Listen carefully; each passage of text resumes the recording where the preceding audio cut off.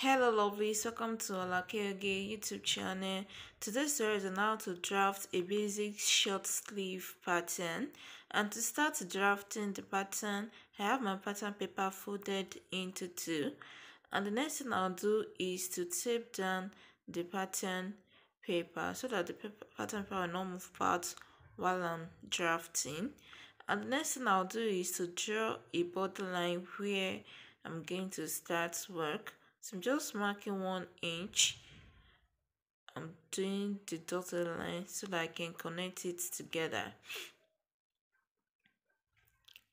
So after drawing the borderline, the next thing I'll do is to import my cap height. And you can calculate your cap height by dividing your balls divided by 12 plus 1 inch. So mine is 3.8. So I approximate it to the nearest whole number. That's why I'm marking 4 inches. 34 divided by 12 is 3.83. 2.83 thereabout, then plus 1 inch, that makes it 3.833. Then I approximate it to the nearest whole number. That's where I marked 4 inches, and I'm just going to label that line the cap height. And the next thing I'll measure is the length of the sleeve, which is 10 inches. This is a short sleeve that we're drafting, so I'm just going to mark it right there.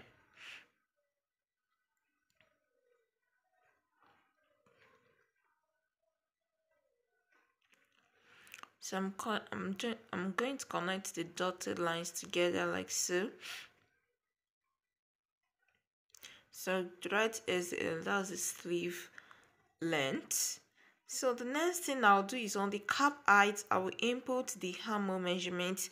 The armhole measurement is calculated by the balls divided by 6 plus 1.5.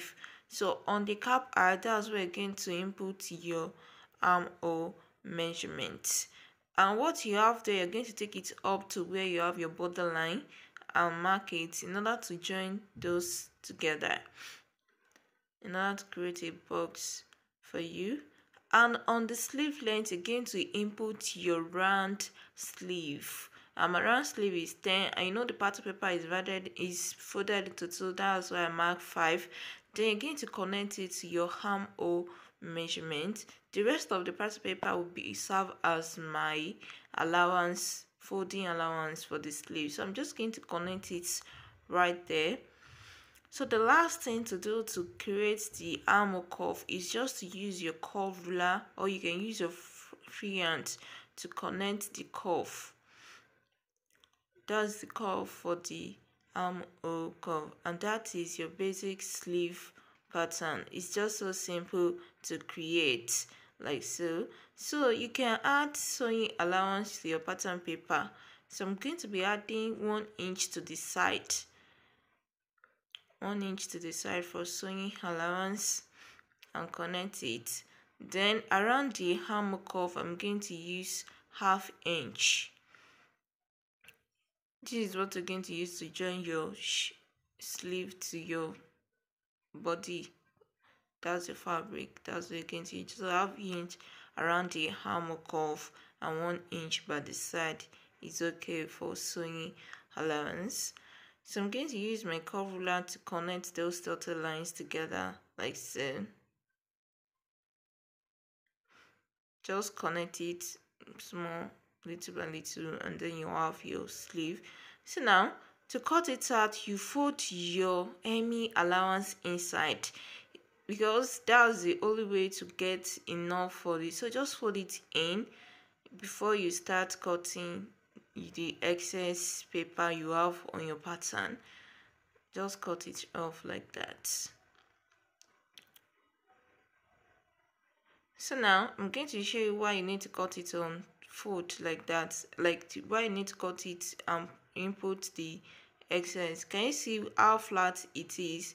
Because of the curve, that's why you need to fold in your sewing allowance at the hem so that you will have enough around that area.